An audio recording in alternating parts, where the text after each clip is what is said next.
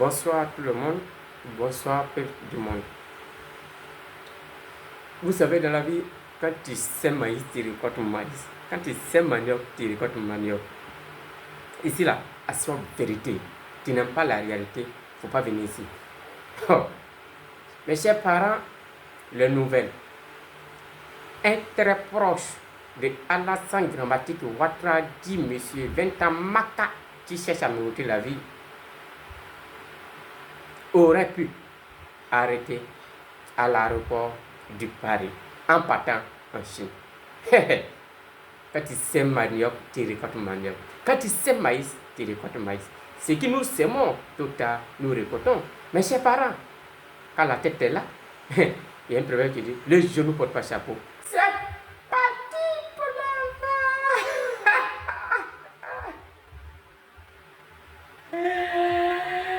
Aïe, my God! On ne joue pas avec les enfants de Laurent Gbagbo. Tu n'as pas dit que tu nous fait mal. Tu nous fait du lait. C'est nous qui fait du lait. C'est parti pour là-bas. Le général Abdoulaye Coulibaly, homme lige d'Alassane Ouattara, humilié à l'aéroport Roissy-Charles de Gaulle à Paris. Temps difficile pour la Ouattari en France. L'étoile du régime Ouattara semble pâlir même au-delà des frontières ivoiriennes, et les récents événements survenus à l'aéroport Roissy-Charles de Gaulle en témoignent. Le général Abdoulaye Coulibaly, l'un des hommes de main les plus fidèles d'Alassane Ouattara, a subi une humiliation cinglante alors qu'il s'apprêtait à embarquer pour une mission entre guillemets confidentielle en Chine. Empêché de poursuivre son voyage, il a été refoulé à Paris. Un revers symbolique qui en dit long sur l'isolement croissant du régime Ouattara sur la scène internationale. Un régime en quête de braderie stratégique. Officiellement envoyé en Chine pour une mission au nom de l'État ivoirien, le général Coulibaly s'apprêtait à négocier un projet controversé, la cession de l'aéroport international Félix Houphouët-Boigny d'Abidjan à la Chine. Cette démarche survient après l'arrachage précipité de la gestion de cet aéroport à des intérêts français, une opération orchestrée sous la houlette d'Alassane Ouattara. Ce dernier, dans une fuite en avant, typique des régimes en fin de règne, semblait prêt à sacrifier les infrastructures stratégiques du pays pour garantir des appuis extérieurs. Chers frères, chères sœurs, l'année 2024 a également vu la poursuite de nos investissements dans les domaines portuaires, routiers, énergétiques et des télécommunications. Nous continuerons sur cette lancée avec la réhabilitation et l'extension de l'aéroport international Félix Houphouët-Boigny pour donner à notre pays un aéroport à la hauteur de ses ambitions économiques et touristiques. Notre compagnie nationale Air Côte d'Ivoire procédera dans quelques mois au lancement des vols long courriers qui commenceront par Paris et s'étendront à Washington, New York, Londres et Genève.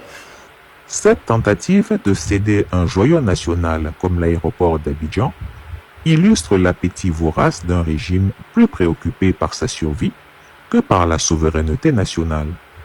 Après avoir outrageusement courtisé la France pendant plus d'une décennie, le vieux Grigou cherche désormais à détourner l'attention de son bilan désastreux en redirigeant ses alliances vers la Chine. Mais la manœuvre maladroite a manifestement échoué dès sa première étape. La France se désolidarise de son protégé. Le refoulement du général Coulibaly à Paris n'est pas un simple incident technique, mais le signe d'un désaveu profond. La France, longtemps allié stratégique du tyran Ouattara, semble prendre ses distances avec un régime miné par le népotisme, la corruption et une gestion autoritaire du pouvoir.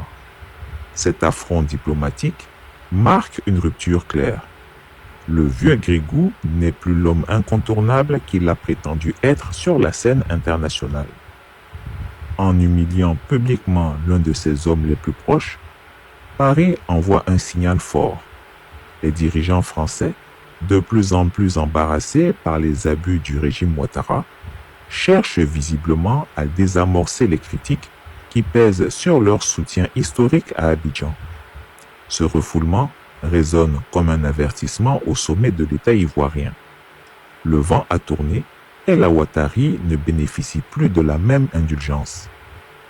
Un général pris dans les contradictions du régime.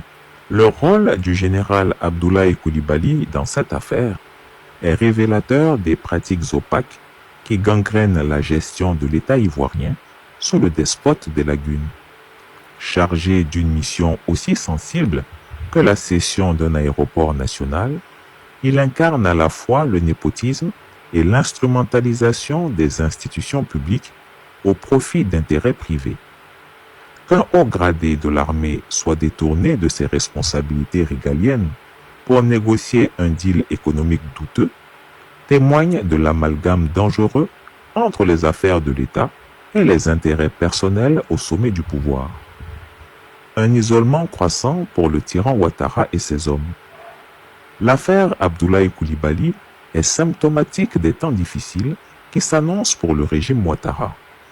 La scène internationale, autrefois docile face aux abus de pouvoir à Abidjan, semble désormais prête à sanctionner les dérives flagrantes. L'isolement diplomatique, la perte de soutien populaire et les scandales financiers s'accumulent, augurant une fin de règne chaotique. Ce nouvel échec à Paris expose une vérité crue. Le régime Ouattara, autrefois glorifié comme le champion de la stabilité économique, se révèle être un château de cartes construit sur des pratiques autocratiques et des compromissions stratégiques. Le refoulement du général Coulibaly n'est pas qu'un incident, mais le symbole d'un système à bout de souffle, rejeté aussi bien à l'intérieur qu'à l'extérieur. Une Côte d'Ivoire en quête de renouveau.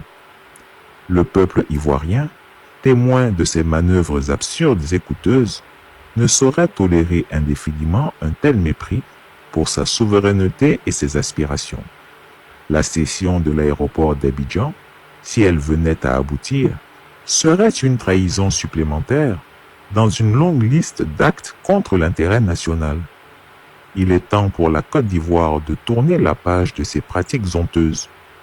L'humiliation du général Coulibaly à Paris doit être un signal d'alarme.